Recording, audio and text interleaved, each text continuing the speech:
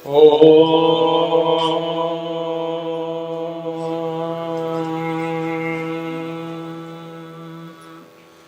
गुरुभ्यो नमः। हरिः ओम्।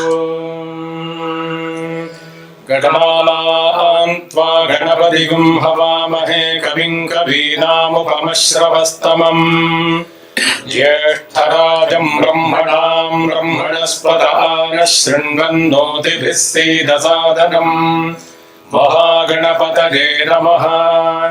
प्रणो देवी सरस्वती वाजेभिर्वाजिनीवती धीनामभित्र्यवतो आनो दिवो बृहतः पर्वतादा सरस्वती गजतागन्तु यज्ञम्। हवन् देवी जुजुषाणा घृताचीषग्मान्नो वाचर्षति शृणोतु। वाग्देव्यै नमः। ॐ भद्रं कर्णेभिः शृणुयामदेवाः भद्रं पश्येमाक्षभिर्यजत्राः स्थिरैरङ्गैस्तुष्टुवागुंसस्तनूभिः यशेम देवहितं यदायुः। स्वस्ति न इन्द्रो वृद्धश्रवाः स्वस्ति नः पूषा विश्ववेदाः स्वस्ति नस्तार्क्ष्यो अरिष्टनेमिः स्वस्ति नो बृहस्पतिर्दधातु।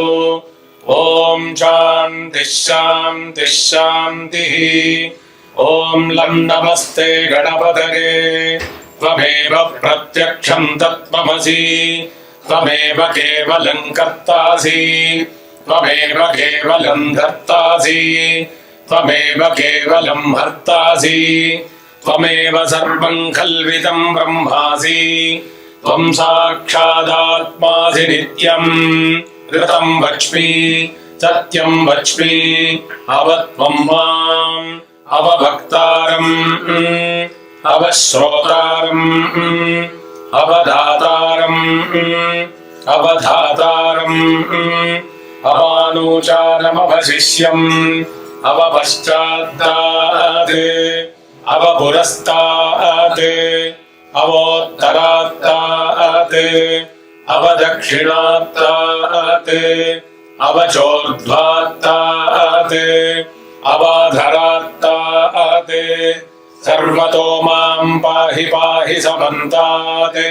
त्वं वाङ्मयस्त्वं चिन्मयः त्वमानन्दमयस्त्वं ब्रह्ममयः त्वं सच्चिदानन्दाद्वितीयोऽसि त्वं प्रत्यक्षं ब्रह्मासि त्वं ज्ञानमयो विज्ञानमयोऽसि। सर्वं जगदिदं त्वत्तो जायते सर्वं जगदिदं त्वत्तस्तिष्ठति सर्वं जगदिदं त्वयि गमेष्यति सर्वं जगदिदं त्वयि पत्येति। त्वं भूमिरापो नलो निलो नभः त्वं चत्वारि वाक्पदानि त्वं गुणत्रयातीतः त्वम् अवस्थात्रयातीतः त्वं देहत्रयातीतः त्वं कालत्रयातीतः त्वं मूलाधारे स्थितोऽसि नित्यम्। त्वं शक्तित्रयात्मकः त्वां योगिनोद्धारन्ति नित्यम्।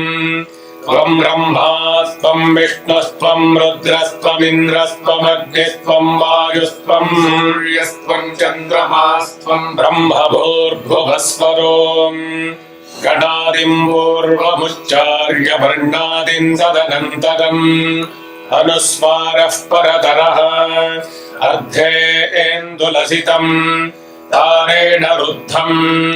एतत्तव मनुस्वरूपम् गकारः पूर्वरूपम् अकारो मध्यमरूपम् अनुस्वारश्चान्त्यरूपम् बिन्दुरुत्तररूपम् नादः सन्धानम् सगम्हिता सन्धिः सैषा गाणेश विद्या गणकऋषिः निसृद्गायत्री छन्दः श्रीमहागणपतिर्देवता।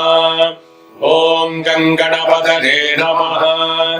एकदन्ताय विद्महे वक्रतुण्डाय धीमहि तन्नोदन्ती प्रचोदयात् एकदन्तं चतुर्हस्तं पाशमङ्कुशधारिणम् रदं च वरदं हस्तैर्बिभ्राणं मूषकध्वजम् रक्तं लम्बोदरं शूर्पकर्णकं रक्तवाससं रक्तगन्धानुलिप्ताङ्गं रक्तपुष्पैः सुपूजितम् भक्तानुकम्पिनं देवं जगत्कारणमच्युतम् आविर्भूतं च सृष्ट्यादौ प्रकृतेः पुरुषात् परम् एवं ध्यायति यो नित्यं स योगी योगिनां वरः नमो व्रातपतये नमो गणपतये नमः प्रमथपतये ते लम्बोदरादैकदन्ताय विद्धविनाशिने शिवसुताय श्रीवरदमूर्तये